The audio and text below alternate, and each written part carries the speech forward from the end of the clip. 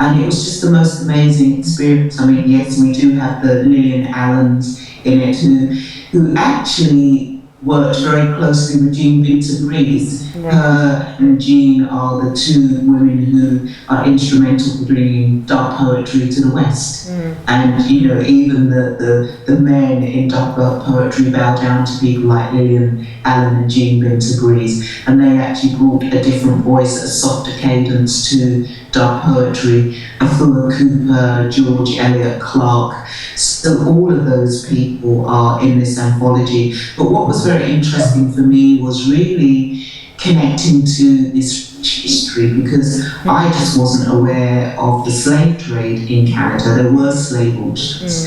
I think the biggest thing for me is my connection as a Sierra Leonean to Canada, because Sierra Leone has a very strong connection to Nova Scotia, and that's where the majority of the first blacks came in the 1700s. I mean, they have been there since the 1600s, but a whole influx of black people came from the Loyalists. People tend to think of the Loyalists being white, but many of them were black. Were slaves who escaped and fought for the British Crown.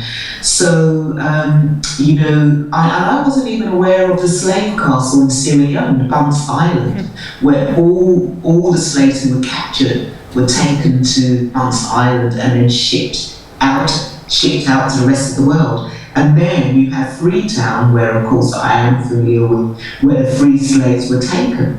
And the first free slaves taken to Sierra Leone were people from Nova Scotia in Canada, were the Maroons from Jamaica, who were sent to Nova Scotia and then went back to Sierra Leone, and the many of the black loyalists who went back to Sierra Leone. And so you learn a lot about this in this anthology, and it's just won a couple of awards, the best poetry book and best education book. And I'd really love to find a publisher for it in England so that we can get it out into the rest of the world. Well, Khadija, some of the others, I'm sure you're listening. Some of the publisher at least. Bernadine's got a question for you. Just to say hi, it's really good to see you, and I really enjoyed your talk and performance. I thought it was fantastic. Do you need to repeat it? You can't hear her. Anyway, she's saying hi, she's really pleased to see you, and she really enjoyed the talk and the performance.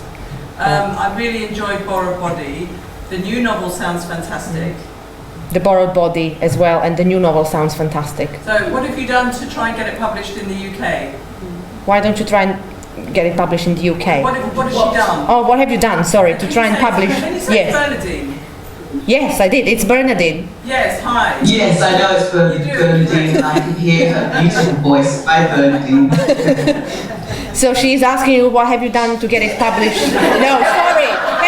Have you done anything to try and publish it in the UK? Sorry, you can see I had a long day. Oh.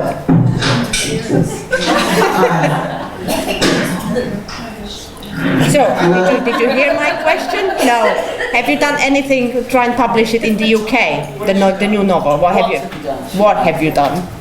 Have you done anything?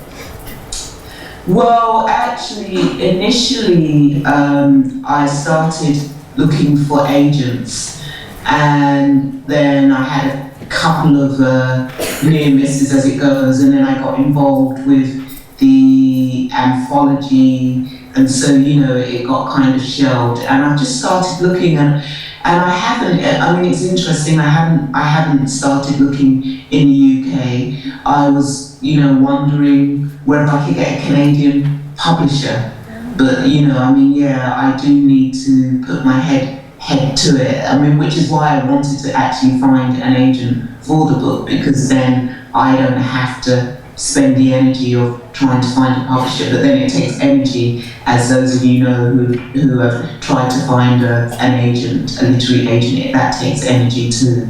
So yeah. I'm aware of time, but can I ask the question, why a plant? And it's Cherie.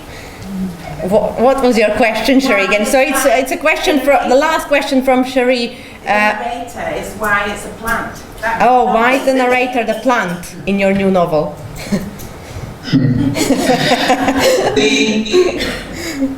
the narrator, the plant, the plant is the narrator because I'm actually looking at how, as colonizers, certain things were taken, you know, like minerals, and now we wear them on as rings. You know, we adorn ourselves with the stolen minerals, and this plant is a Landolfia, which is indigenous to Africa, but actually people tend to think, oh, it's a rubber plant.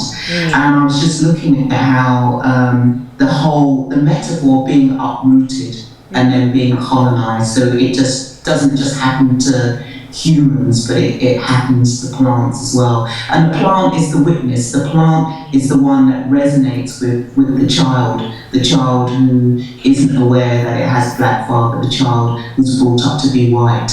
And actually there's a whole relationship between the child and the plant. And just to say, coming back to that question, is that I have had a couple of very small publishers who have been interested in the book, but I just felt that I wanted to have a bigger publisher, because you know, when you go with a small publisher, the circulation is so small and it's just so hard for it to get out there into the world. But anyway, it's great. You've got Sherry there, you've got Bernadine there, is Dorothea there? Yes, she is. Hi, Valerie. Yeah, she's saying hi. Yes, we have a wonderful lineup. Shame you couldn't be here with us, but thank you for tuning in from Toronto. Are you in Hawaii? Sorry. I'm actually in Hawaii. Oh, right. Okay.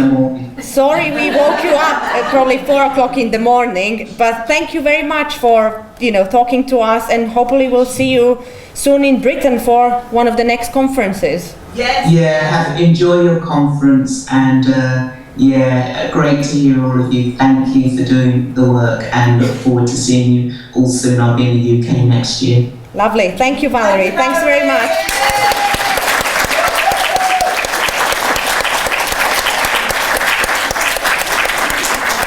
I hope you heard that. Yeah. Good. Okay. Thank you. Thank you. Bye. Bye. Bye.